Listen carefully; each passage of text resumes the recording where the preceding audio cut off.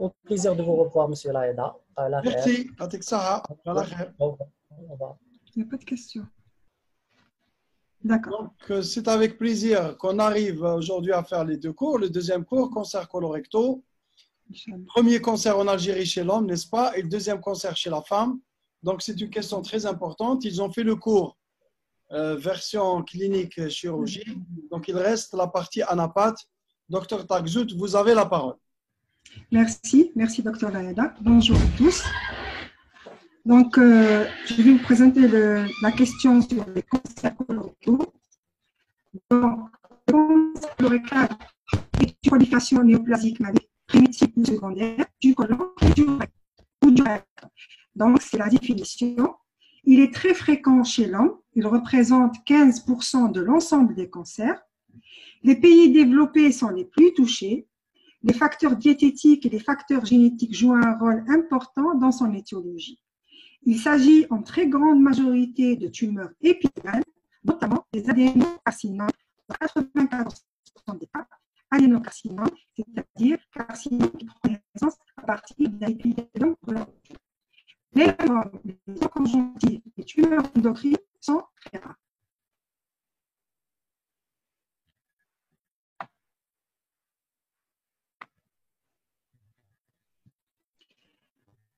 Le cancer colorectal représente un modèle de cancérogénèse multi-étape. C'est même un meilleur modèle de carcinogénèse pour l'enseignement. Il se développe sur une lésion préexistante qui est l'adénome.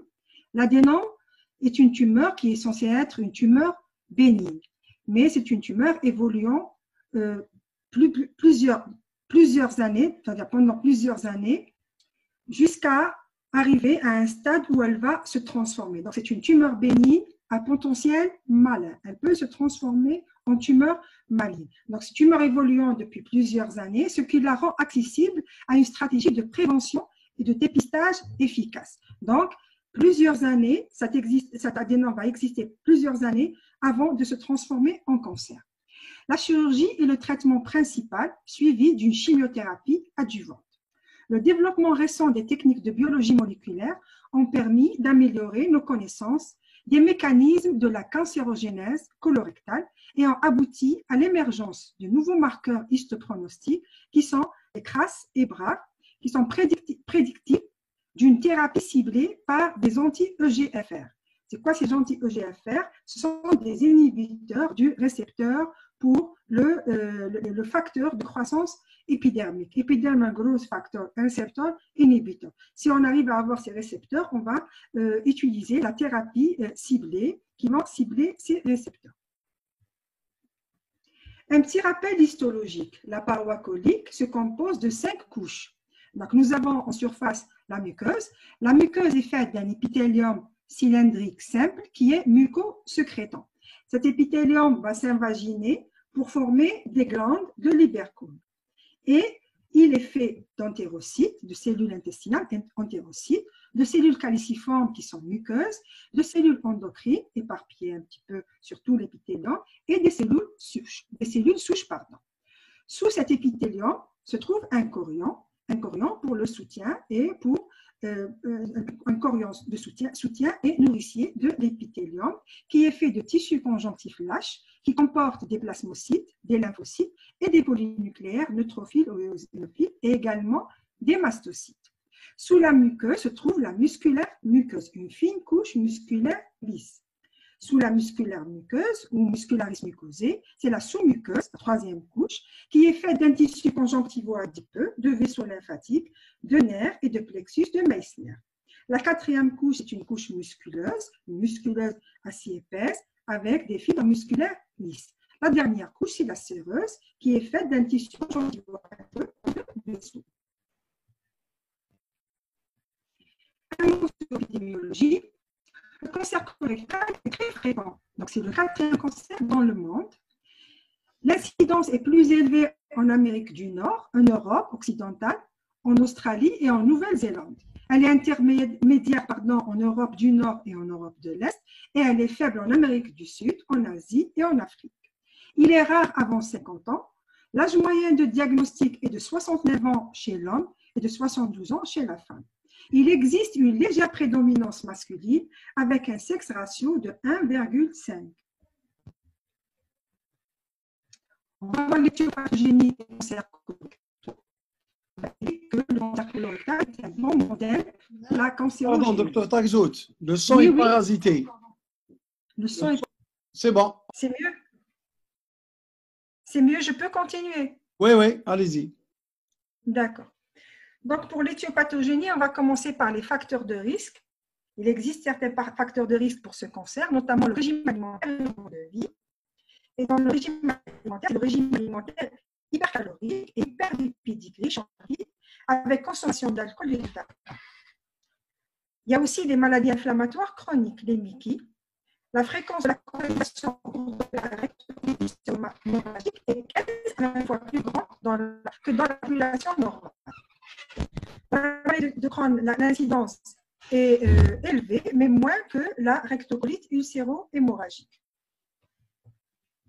On a vu aussi que les adénomes sont des tumeurs qui vont se transformer en cancer. Donc, l'adénome est un facteur de risque pour le cancer colorectal.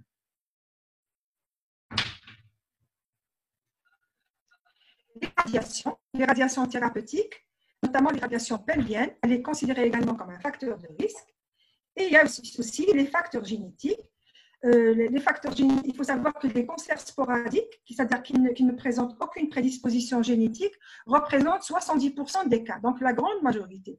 Mais notamment, on estime que 10 à 20% des cancers colorectaux ont une composante héréditaire. Quelles sont les maladies qui prédisposent au cancer colorectal?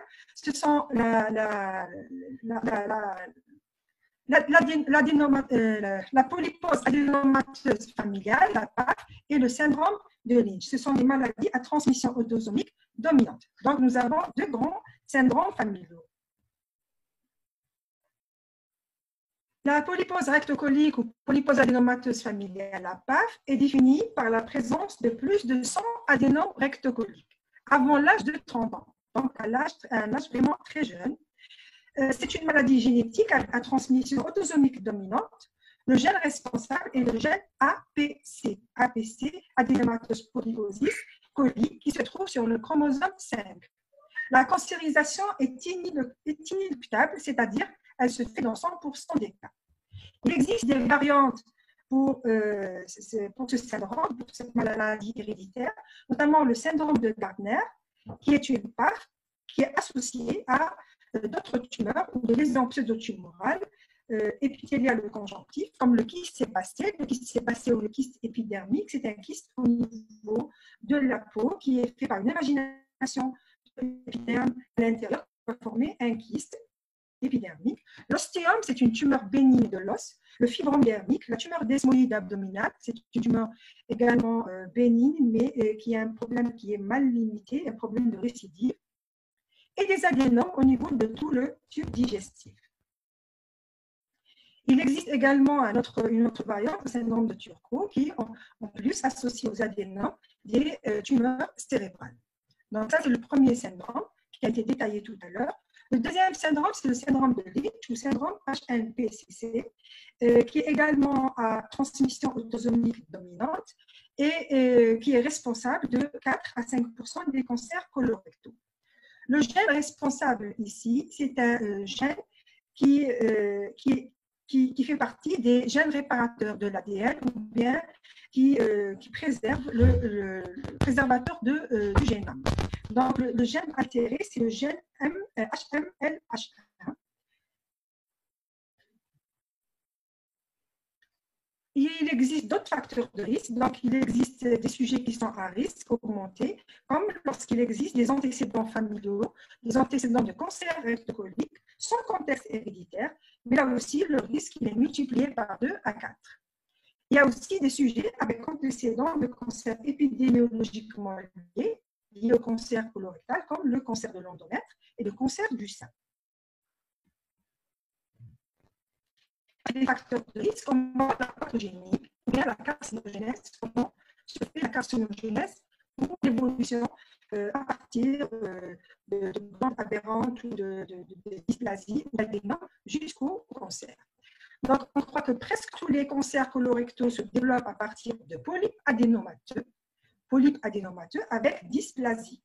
L'hypothèse actuelle de la cancérogénèse colorectale suggère que le cancer colorectal est causé par une accumulation de mutations. Donc, il ne suffit pas d'une seule altération génétique pour qu'il y ait cancer, mais accumulation de mutations. Bien que celle-ci survienne probablement dans un certain ordre, c'est leur accumulation qui paraît le facteur le plus important. Plus de 90% des cancers ils ont deux ou plusieurs altérations génétiques. Donc, il faut qu'il y ait au moins deux altérations génétiques. Quels sont les principaux gènes impliqués dans la cancérogénèse colorectale? Donc, on a vu le gène APC, déjà qui a été observé dans la polypose colique familiale. Il y a le gène P53, ces gènes sont des gènes suppresseurs de cancer ou suppresseurs de tumeurs. Ce sont des anti-oncogènes. D'autres gènes sont les proto-oncogènes, c'est-à-dire des gènes qui favorisent la formation de cancer. C'est le gène, l'exemple, c'est le gène CRAS. Et en plus de ces gènes, les gènes des proto-oncogènes, ça favorise la formation de cancer. Et de gènes suppresseurs de cancer ou anti-oncogènes qui inhibent la formation de cancer, on a des gènes du maintien de l'intégrité cellulaire ou de l'intégrité du génome. Ce sont des gènes réparateurs de l'ADN. Un gène suppresseur de cancer, sa mutation a été observée dans la polypose familiale, et un gène du maintien de l'ADN, réparateur de l'ADN, a été observé dans le syndrome de Lynch. Mais c'est l'accumulation de plusieurs mutations au niveau de tous ces gènes qui va favoriser la formation du cancer. Comment s'effectue cette carcinogénèse schématiquement, si vous voulez? En général, ces modifications vont s'accumuler avec une mutation initiale dans le chromosome 5. C'est la mutation du gène APC, adénomatose polyposis coli, le gène de la polypose familiale adénomateuse. Donc, ça commence par une mutation au niveau de ce gène. Ensuite, elle sera suivie des changements dans un autre chromosome. Un chromosome qui porte un autre gène, un gène qui favorise la formation du cancer colorectal, c'est l'oncogène CRAS. Donc, les adénomes vont devenir dysplasiques. Donc, la première mutation va favoriser la formation d'adénomes. Ensuite, des changements vont faire qu'il y ait de la dysplasie au niveau de ces adénomes. Ensuite, une autre mutation au niveau de notre gène, le gène CRAS, va faire que la dysplasie va évoluer du bas grade à un haut grade. Il va y avoir d'autres mutations, d'autres altérations, des délétions sur un autre chromosome qui est le chromosome 18, au niveau des gènes, sur le chromosome 18. Enfin, d'autres mutations encore, au niveau d'un autre gène qui se trouve sur le chromosome 17, c'est le gène P53 qui est connu pour être un gène de l'apoptose. L'apoptose, c'est la mort programmée. Lorsque une cellule est transformée, dès qu'elle est transformée, normalement, elle va programmer sa mort. C'est une façon de se protéger du cancer. Mais s'il y a une mutation au niveau de ce gène, ça ne sera plus possible. Donc, des mutations au niveau du gène P53 vont apparaître et vont marquer la transition de l'adénome bénin vers le carcinome malin. Donc, la barrière qui sépare la tumeur bénigne et la tumeur maligne au niveau du côlon, c'est une barrière un petit peu mouvante et même pas très solide, puisqu'il va y avoir évolution de cet adénome vers le carcinome malin. Donc, elle est confirmée. Mais normalement, on avait vu un autre gène qu'on avait mentionné tout à l'heure au niveau du syndrome de Lynch, qui est un gène du maintien de la préservation du génome. Normalement, à chaque fois qu'il y a altération au niveau de ces gènes, il va y avoir réparation de ces gènes.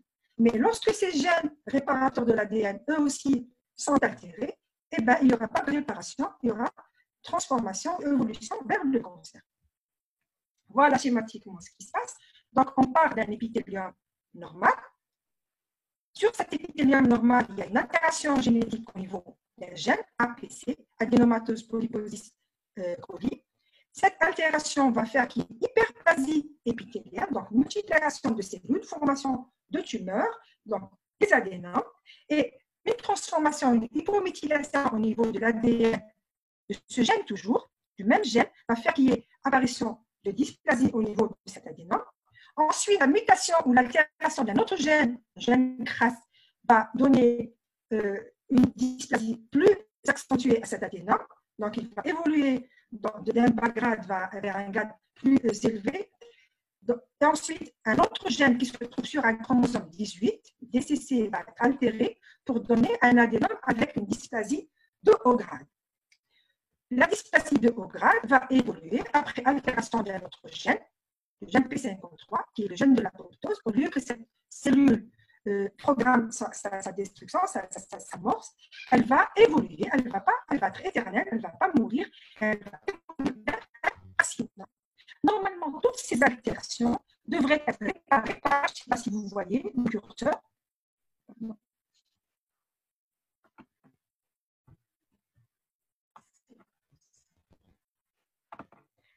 Donc là, vous avez à ce niveau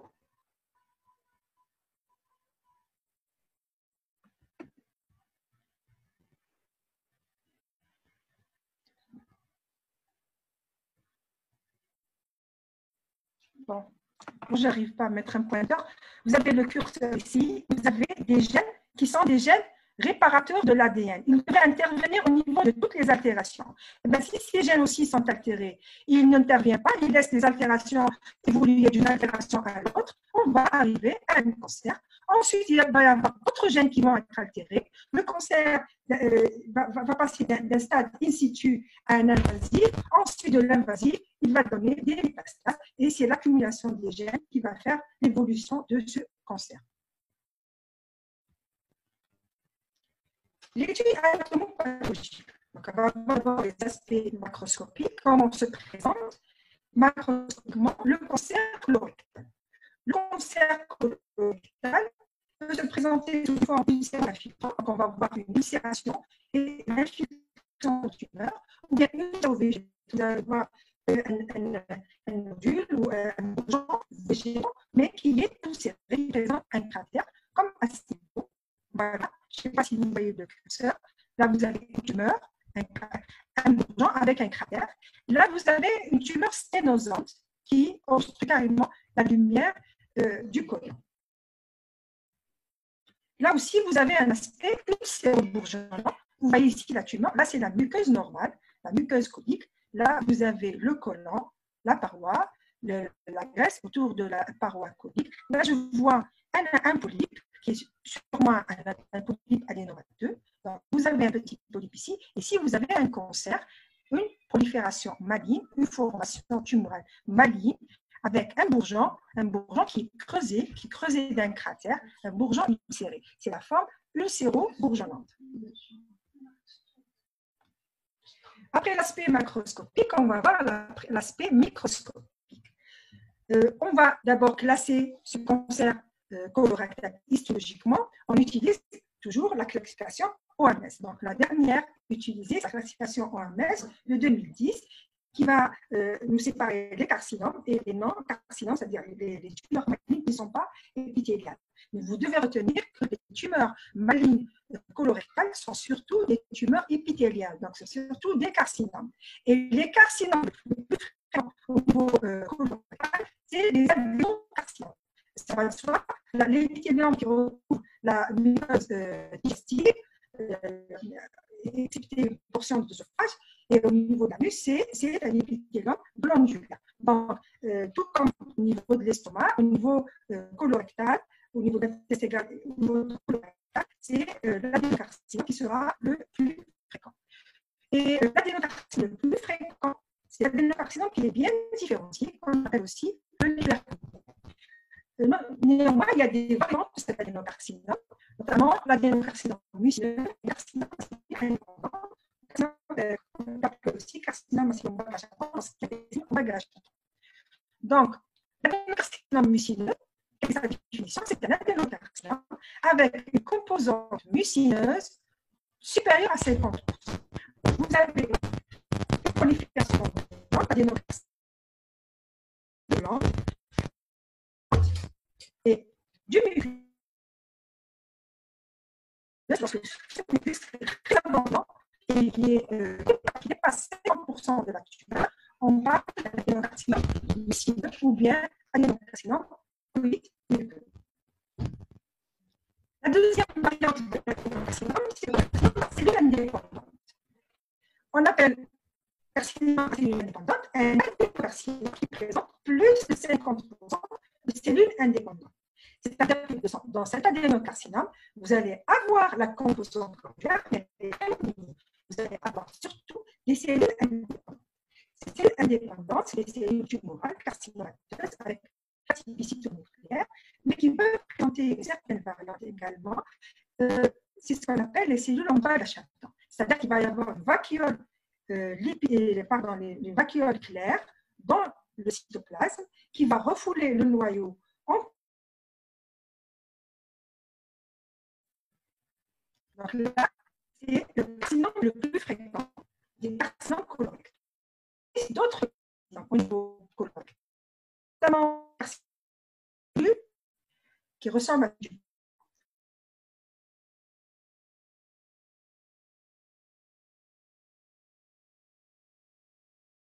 On peut les voir. Dans la grande majorité des cas, c'est des adénocarcinomes, mais on peut observer des carcinomes à petites cellules, des carcinomes épidermoïdes, carcinomes adénosquameux. C'est quoi un carcinome adénosquameux? C'est un carcinome qui a un carcinome épidermoïde et un adénocarcinome. L'adénocarcinome, je vous l'ai dit, c'est un carcinome qui se développe à partir des glandes, de l'épithélium glandulaire, on va avoir formation de glandes et de muqueuses. Le carcinome épidermoïde, c'est comme le carcinome qui se développe au niveau de la peau. Donc, on va avoir un épithélium mal piqué, un épithélium épidermoïde qui est stratifié et la présence de kératine. C'est ça le carcinome épidermoïde. Et lorsque vous avez une association du carcinome épidermoïde avec l'adénocarcinome, on l'appelle carcinome adénosquameux. Il peut y avoir aussi un carcinome médulaire, c'est un carcinome qui est très peu différencié. Ce carcinome médulaire, il est observé dans certains organes, il est très peu différencié, avec un stroma inflammatoire riche en lymphocytes.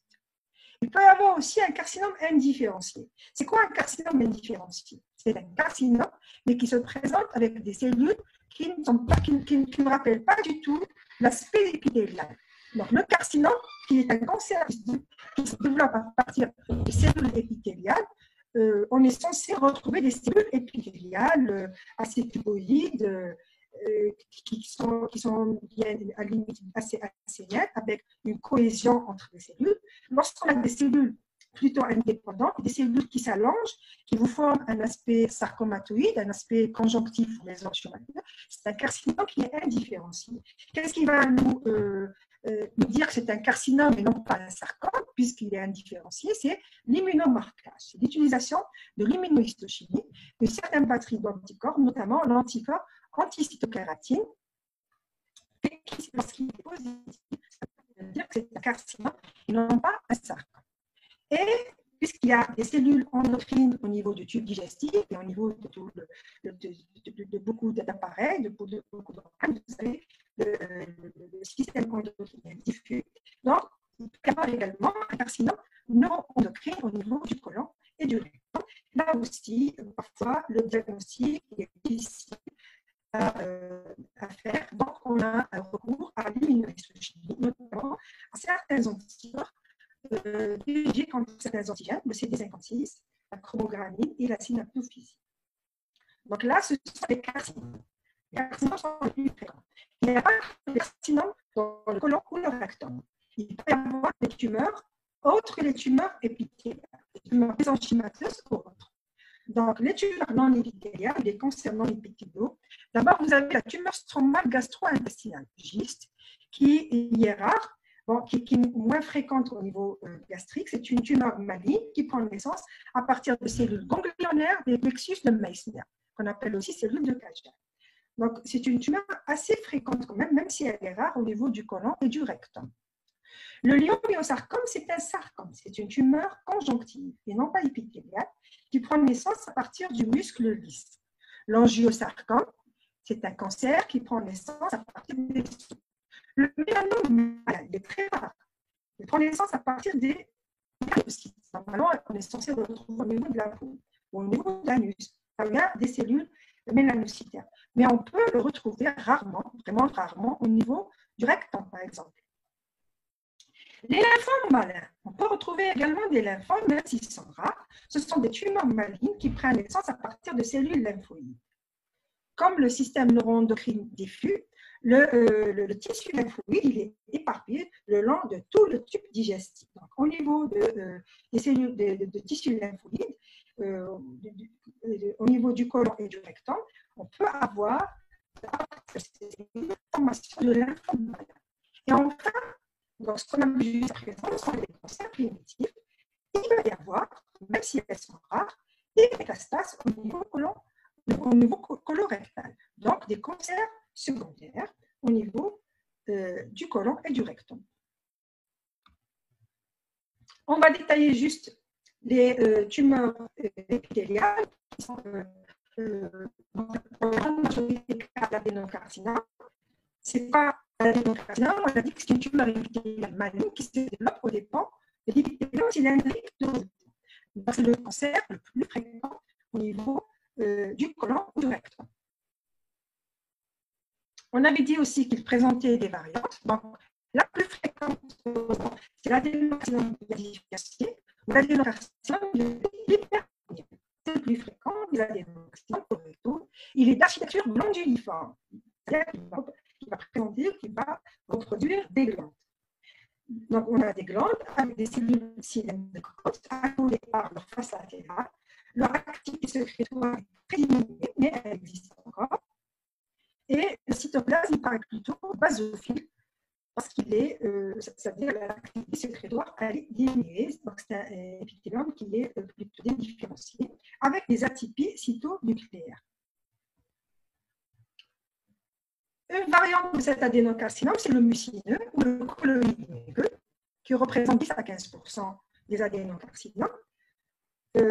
Quand est-ce qu'on parle de l'adénocarcinome mucineux? Lorsque la composante mucineuse est supérieure à 50% dans toute la tumeur.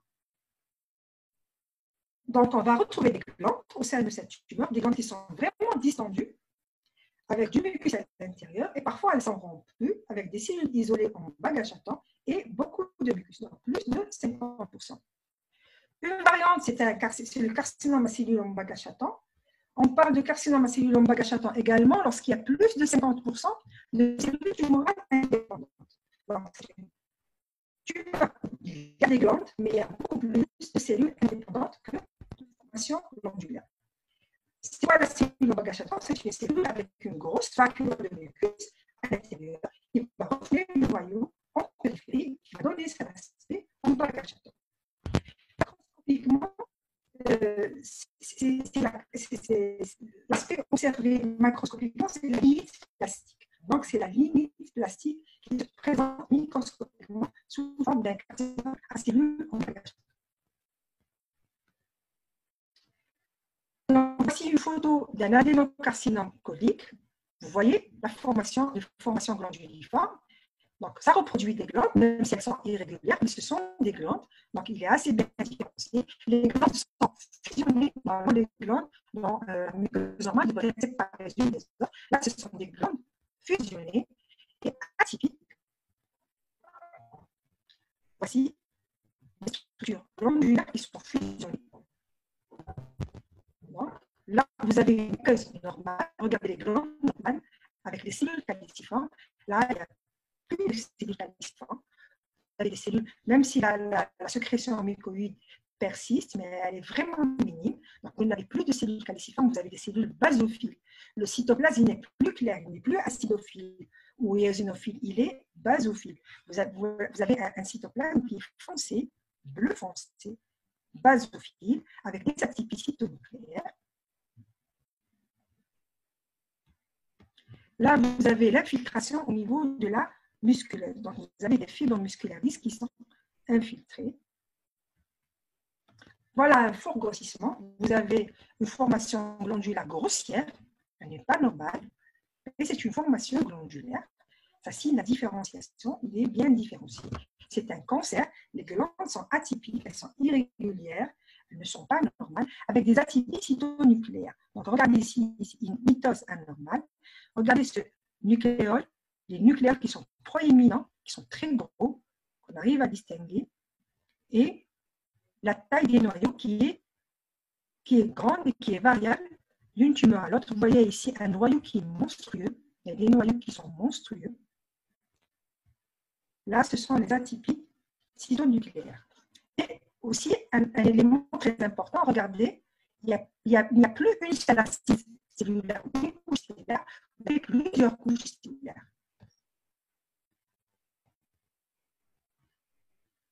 Là, c'est la variante mucineuse, le carcinome mucineux ou le colloïde muqueux. Vous avez tout ce que vous voyez ici en bleu clair, c'est du mucus. Donc, vous voyez bien que la composante mucineuse, elle représente plus de 50% de la tumeur. Vous avez ici la composante glandulaire, la tumeur. Donc, vous avez la composante mucineuse, elle est plus abondante que le tissu tumoral, le tissu épithélial tumoral. Donc, vous avez ici la tumeur avec l'aspect glandulaire et là, vous avez le mucus.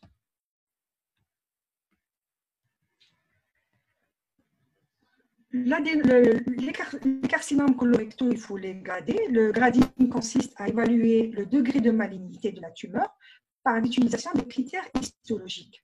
Donc, il exprime la différenciation de la tumeur. Donc, plus la tumeur est différenciée de grade 1.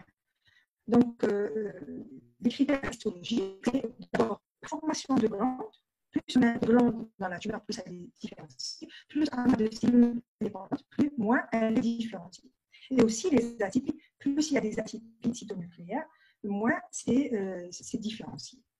Donc le grade 1, c'est le grade bien différencié qui contient plus de 95% de structures conjugales. Même si les cellules adéquates, elles sont vraiment des glandes. Il y a le grade 2, qui est moyennement différencié, qui contient de 50 à 95% de structures non différentes. Le grade 3 qui est peu différencié et qui contient de 5 à 50% de structures non différentes. Et lorsqu'il y a moins de 5% de structures non différentes, on parle d'un carcinome qui est indifférencié. C'est-à-dire même pas 5% de structures non différentes. On dit bien non, comme elles ne sont pas normales, elles ne sont pas nucléaires comme dans la muqueuse normale. Parce que ce sont des structures plus longues du temps. Après le grading et le type histologique, on doit classer par la classification TNM, qui est très importante pour stader la tumeur, pour voir le niveau d'invasion de la tumeur. Donc, on a 3 lettres dans la classification TNM. T pour l'invasion de la tumeur dans la paroi, N pour l'infiltration des ganglions et M pour les métastases à distance au niveau d'autres organes. Donc, on commence par la tumeur primitive au niveau de l'organe, donc le T. On a le TIS, le stade, si vous voulez, le TIS, c'est le carcinome in situ, le carcinome intramuqueux. Soit c'est l'institut ou l'intramuqueux, c'est toujours le stade TIS. Donc, il n'y a pas d'extension vers la musculaire muqueuse. Le T1, la tumeur va infiltrer la sous-muqueuse, mais sans la dépasser. T2, la tumeur va infiltrer la musculeuse, mais sans la dépasser. T3, la tumeur va infiltrer la sous-séreuse ou le tissu péricolique, sans atteindre le revêtement mésothélial.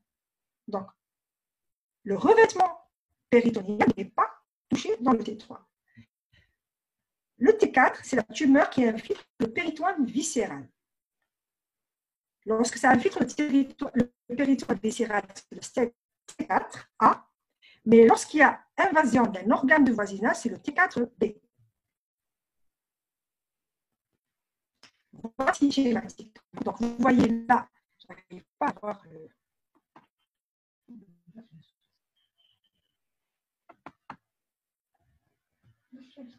Donc, j'ai juste un point ici. Donc, le TIS, il est là, au niveau de la muqueuse. Soit c'est au niveau de l'épithélium seulement, l'institut, soit au niveau du chorion, mais il n'a pas encore franchi la musculaire muqueuse. Il est là. Le T1, il va franchir la musculaire muqueuse et se retrouver dans la sous-muqueuse. Ensuite, le T2, il va franchir la sous-muqueuse jusqu'à la musculeuse. Le T3, il va arriver jusqu'à la sous-séreuse sans atteindre le revêtement viscéral du péritoine. Le T4 va franchir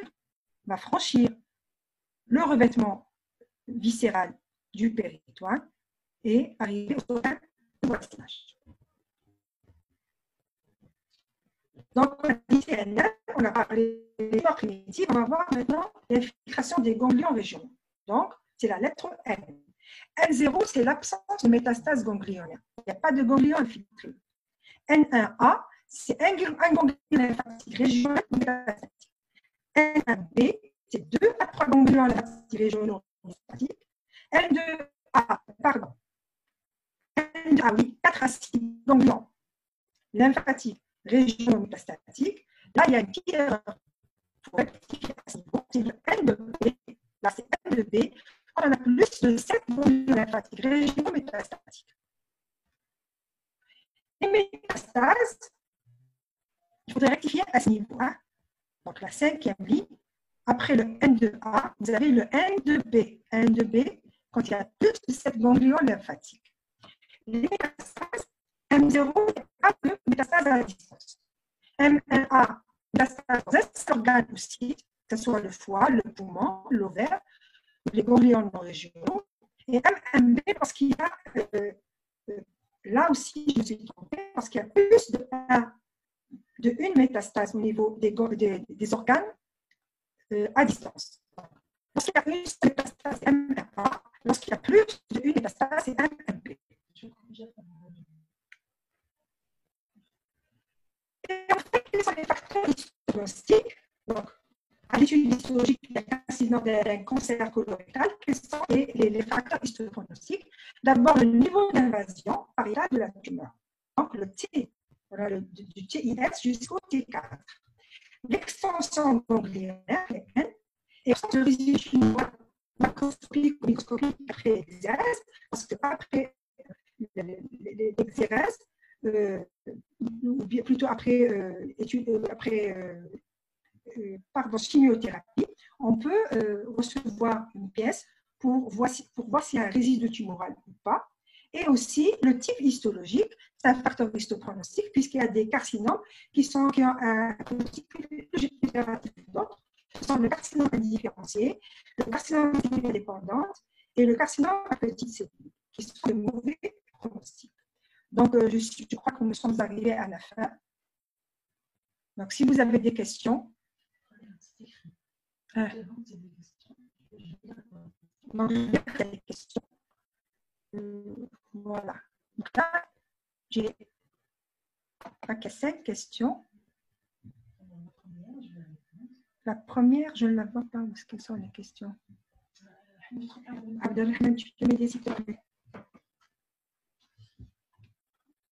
Ah, la première question. Bon, je répondrai à. Alors, donc, la première question, est-ce qu'on peut avoir une gène APC et aussi le gène MLHM? Bien sûr, on peut avoir, justement, c'est l'accumulation des mutations qui va donner le cancer colorectal. Il n'y a pas le cancer colorectal ne naît pas à partir d'une seule altération génétique. Surtout ce gène MLHA qui est un gène réparateur de l'ADN. Donc, vous avez au début un gène APC.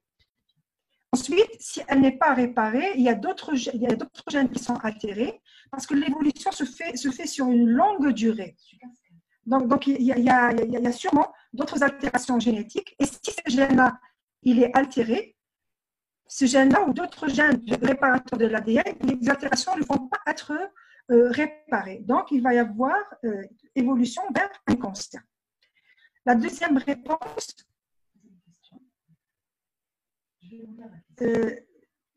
s'il vous plaît, peut-on avoir votre email pour récupérer le cours? Je ne sais pas comment ça se passe, donc on va voir avec Dr Layada comment est-ce que je peux vous donner, est-ce que vous pouvez recevoir le cours maintenant même ou je ne sais pas comment ça se passe pour le cours. Inch'Allah, vous l'aurez. Donc, je vais en parler avec Dr Layada et je vais voir comment ça se passe. Donc, le cancer colorectal est le premier chez l'homme.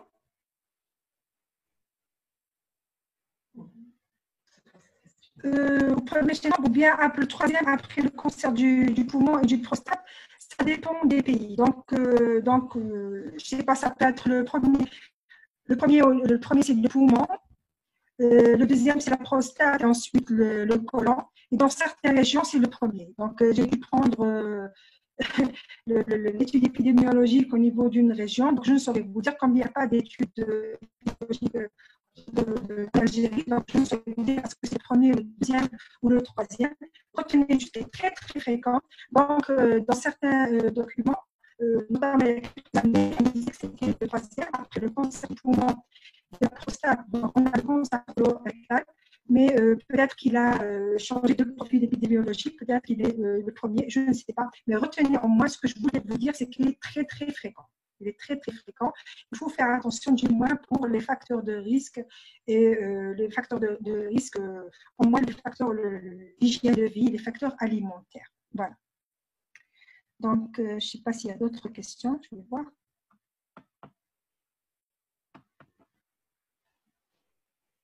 Donc, merci à vous pour ceux qui m'ont remercié et pour tous ceux qui m'ont écouté. Merci beaucoup. Donc, j'espère que vous avez entendu je sais pas, vous avez peut-être entendu mes réponses et voilà, je vous remercie. Je sais pas si on doit arrêter. Donc, docteur Layada, je ne sais pas si on doit arrêter ou on doit. Il n'y a pas de réponse. C'est bon, j'ai fini. Docteur Layada, j'ai fini. Je ne sais pas si vous m'entendez. Au revoir les élèves. Au revoir tout le monde. Je ne sais pas comment. Au revoir, tu sais, il y a du tout. Ah, il y a plein de trucs comme ça, non? Non, je ne suis pas une docteur Layada. Je ne sais pas pourquoi. Non, je suis pas petite, Valérie. Pourquoi je fais dans les cheveux comme ça?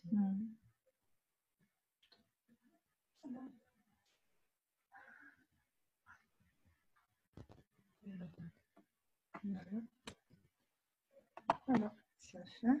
Qui fait la réunion? A fait quitter ou annuler?